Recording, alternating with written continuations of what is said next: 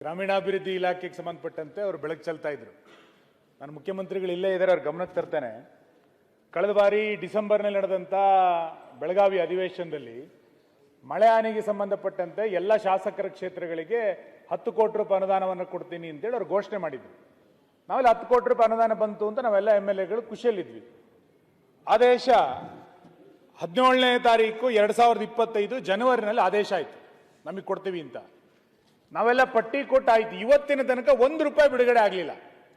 10 ಕೋಟಿ ರೂಪಾಯಿನ ಕೊಡ್ತೀವಿ ಅಂತ ಅನೌನ್ಸ್ ಮಾಡಿದ್ರು ಕಳೆದ ಬೆಳಗಾವಿ ಅಧಿವೇಶನದಲ್ಲಿ, ಆದೇಶ ಆಯ್ತು. ಇವತ್ತಿನ ತನಕ ನಾವೆಲ್ಲ ಲೀಸ್ಟ್ ಕೊಟ್ಟು ಗುದ್ಲಿ ಪೂಜೆನ ಮಾಡಿದ್ದು 1 ರೂಪಾಯಿ ಅನುದಾನ ಬಿಡುಗಡೆ ಆಗಲಿಲ್ಲ. ಇವತ್ತು ಬೆಳಗಾವಿ ಅಧಿವೇಶನಕ್ಕೆ ಮತ್ತೆ ನಾವು ಸೇರಿದೀವಿ. ನಾನು ಮುಖ್ಯಮಂತ್ರಿಗಳಿಗೆ ಕೇಳೋದು, ಗ್ರಾಮೀಣಾಭಿವೃದ್ಧಿ ಇಲಾಖೆಯಲ್ಲಿ ನೀವೇ ಸದನದಲ್ಲಿ ಉತ್ತರದಲ್ಲಿ 10 ಕೋಟಿ ರೂಪಾಯಿಯನ್ನ ಶಾಸಕರಿಗೆ ಕೊಡ್ತೀವಿ ಅಂತ ಅನೌನ್ಸ್ ಮಾಡಿ ಆದೇಶ ಬಂದ ನಂತರ 1 ರೂಪಾಯಿ ಅನುದಾನ ಬಿಡುಗಡೆ ಆಗಲಿಲ್ಲ ಅಂತಂದ್ರೆ ಹೆಂಗ್ ನಡೀತಾ ಇದೆ ಸರ್ಕಾರ, ಹೆಂಗ್ ನಡೀತಾ ಇದೆ ಇಲಾಖೆ? ಶಾಸಕರುಗಳಿಗೆ ಕೊಟ್ಟಿದ್ದು ಮೊದಲನೇ ಅನುದಾನ 10 ಕೋಟಿ ರೂಪಾಯಿ, ಅದನ್ನ ಈಗ 25 ಕೋಟಿ ರೂಪಾಯಿ ಮತ್ತೆ ಕೊಡ್ತೀವಿ ಅಂತ ಹೇಳಿದಿರಿ. 25 ಕೋಟಿ ರೂಪಾಯಿ ಕ್ರಿಯಾಯೋಜನೆ ಮಾಡಲಿಲ್ಲ. ಯಾಕೆಂದ್ರೆ 10 ಕೋಟಿ ರೂಪಾಯಿ ಏನ್ ಮಾಡ್ಬೇಕು ಅಂತಾನೆ ಗೊತ್ತಿಲ್ಲ ನಮಗೀಗ.